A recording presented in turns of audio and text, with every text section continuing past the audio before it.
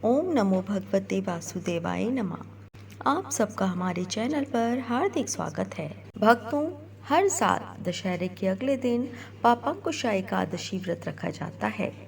ये दिन भगवान विष्णु को समर्पित होता है। माना जाता है कि जो भी व्यक्ति इस दिन विधि विधान और पूरी श्रद्धा भाव से व्रत रखकर भगवान विष्णु की पूजा करते हैं और माँ लक्ष्मी का ध्यान करते हैं, उनकी हर मनोकामना पूरी होती है। इस साल पापांकुशा एकादशी व्रत 13 अक्टूबर 2024 रविवार को रखा जाएगा।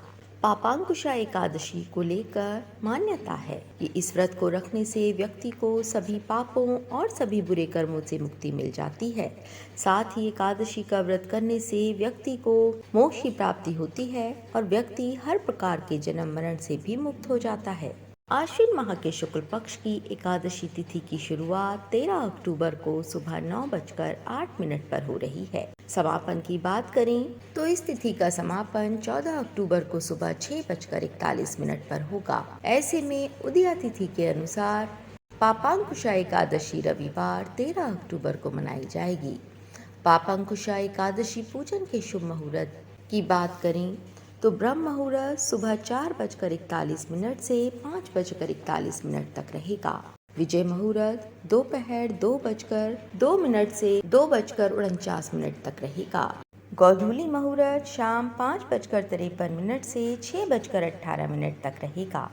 पापांकुशा एकादशी 2024 का पूजा का शुभ मुहूर्त सुबह 7:47 से दोपहर 12:07 तक रहेगा।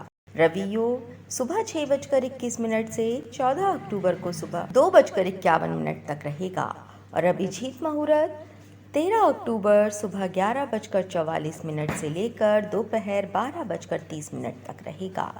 अब जानते हैं पापांकुशा एकादशी व्रत पारण का शुभ मुहूर्त क्या है। एकादशी व्रत का पारण 14 अक्टूबर सोमवार को किया जाएगा। व्रत पारण का शुभ मुहूर्त दोपहर 1:15 से लेकर 3:33 तक रहेगा। तो भक्तों, आइए विष्णु भगवान और माता लक्ष्मी का ध्यान करके कथा का प्रारंभ करते हैं। बोलिए विष्णु भगवान की जय, लक्ष्मी माता की जय। धर्मराज युधिष्ठिर कहने लगे कि हे भगवान, आश्विन शुक्ल एकादशी का क्या नाम है? अब आप कृपा करके इसकी विधि तथा फल कहिए। भगवान श्री कृष्ण कहने लगे कि हे युधिष्ठिर, पापों का नाश करने वाली इस एकादशी का नाम पापांकुशा एकादशी है। हे राजन, इस दिन मनुष्य को विधि पूर्वक भगवान पद्मनाभ की पूजा करनी चाहिए। ये एकादशी मनुष्य को मनवांछित फल देकर स्वर्ग को प्रदान करने वाली है।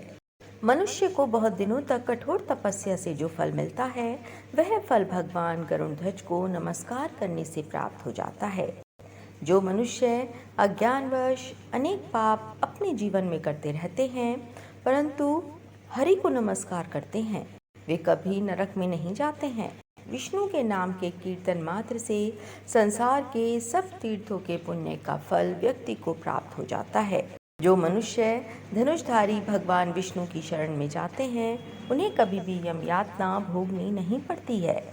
जो मनुष्य वैष्णव होकर शिव भगवान की और शैव होकर विष्णु भगवान की निंदा करते हैं, वे अवश्य ही नरकवासी होते हैं।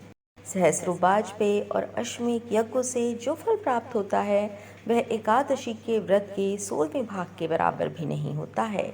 संसार में एकादशी व्रत के बराबर कोई पुण्य नहीं, इसके बराबर पवित्र तीनों लोकों में कुछ भी नहीं है।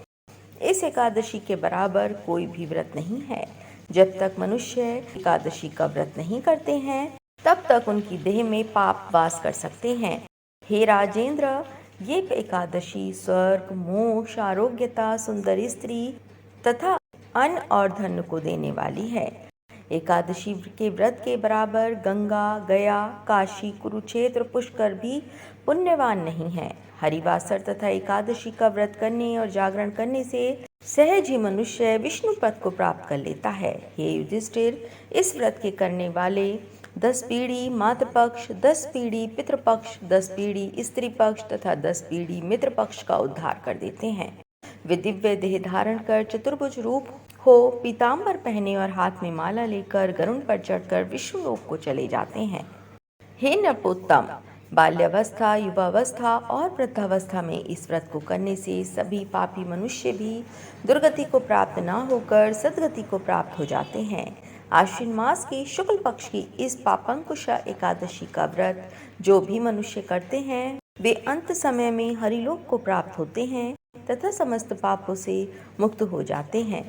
सोना, तिल, भूमि, गौ, अन्न, जल, छतरी तथा जूती दान करने से मनुष्य यमराज को नहीं देखता है। जो भी मनुष्य किसी प्रकार के पुण्य कर्म किए बिना जीवन के दिन व्यतीत करता है वह लोहार की भट्टी की तरह सांस लेता हुआ निर्जीव के समान ही है। निर्धन मनुष्यों को भी अपनी शक्ति के अनुसार दान करना चाहिए तथा धन वालों को सरोवर, बाग, मकान आदि बनवा कर दान करना चाहिए। ऐसे मनुष्यों को यम का द्वार नहीं देखना पड़ता तथा संसार में दीर्घायु होकर धनाढ्य, कुलीन और रोग रहित रहते हैं।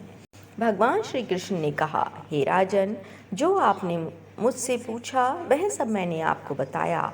अब आपकी और क्या सुनने की इच्छा है? इसके बाद श्री कृष्ण ने युधिष्ठिर को पापांकुशा एकादशी व्रत की कथा सुनाई जो इस प्रकार से है। बोलिए कृष्ण भगवान की जय। एक समय की बात है, विंध्य पर्वत पर एक बहेलिया रहता था जिसका नाम क्रोधन था। वह पापी और अधर्मी व्यक्ति था जो हिंसा करता रहता था और बड़ा ही निर्दयी था। उसका पूरा जीवन इस प्रकार से ही व्यतीत हुआ था। समय के साथ वह भी अपने जीवन के अंतिम पड़ाव पर पहुंचा। अंत समय से एक दिन पूर्व यमराज के दूतों ने उसे बताया कि कल उसके जीवन का अंतिम दिन है। कल वे आकर प्राण हर लेंगे और उसकी आत्मा को साथ लेकर जाएंगे। यमदूतों के संदेश से क्रोधन बहेलिया डर गया। वह काफी दुखी भी था। नरक के कष्ट और यमदूतों की यातनाओं से बचने के लिए वह वन में अंगिरा ऋषि के आश्रम में पहुंच गया। उसने अंगिरा ऋषि को प्रणाम किया और अपने साथ घटी उस घटना को बताया। उसने अंगिरा ऋषि से कहा कि वह पूरे जीवन पाप और अधर्म ही करता रहा है। अगर वह इससे मुक्त होना चाहता है तो इसके लिए वह पापांकुशा एकादशी का व्रत करे। इस व्रत के करने से उसके सभी कष्ट, सभी पाप दूर हो जाएंगे और वह पाप मुक्त होकर मोक्ष को प्राप्त होगा। बोलिए विष्णु भगवान की जय। बोलिए कृष्ण भगवान की जय। लक्ष्मी माता की जय।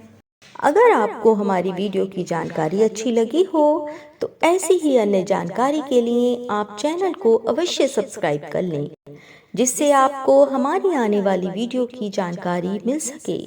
और अगर आपको वीडियो अच्छी लगी हो तो एक लाइक अवश्य करें और कमेंट ज़रूर लिखें।